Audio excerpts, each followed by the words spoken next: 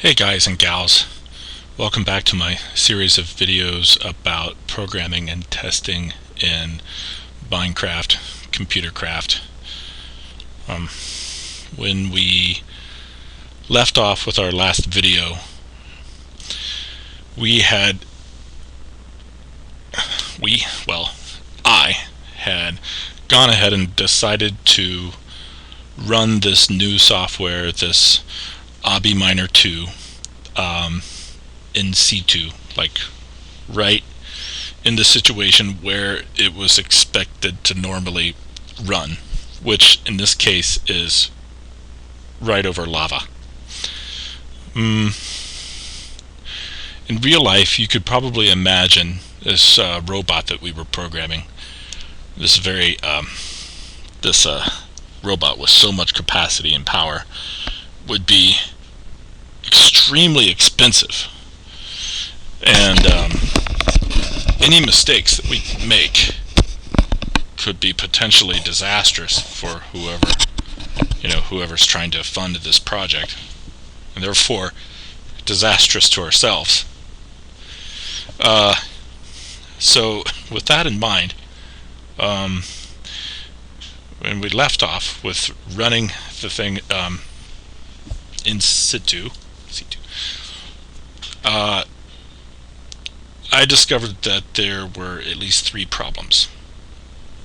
For one thing, as you may recall, the robot just moved across the lava without seeming to detect that it was indeed lava until it came to an obstruction, and then it simply stopped.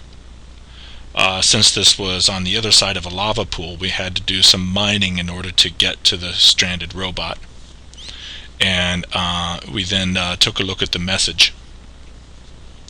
So we knew of that first problem I just described. That didn't really detect the lava. The other problem was one that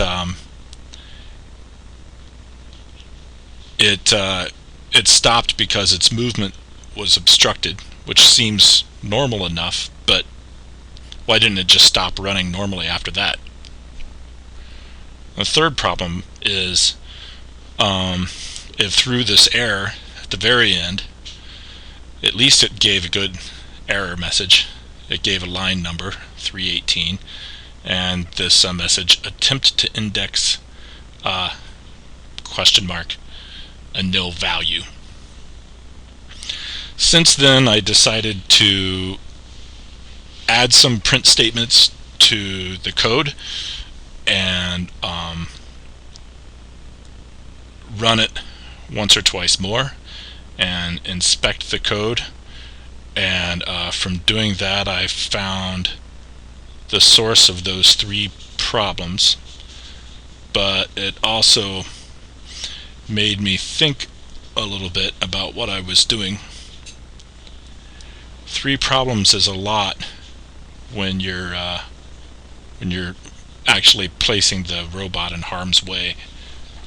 So maybe I shouldn't be running the software as it's right there in situ. I'm rethinking the whole in situ situation. Part of the reason that I ran it in situ begin with was that it was inconvenient. It was cumbersome to run the program within the IDE.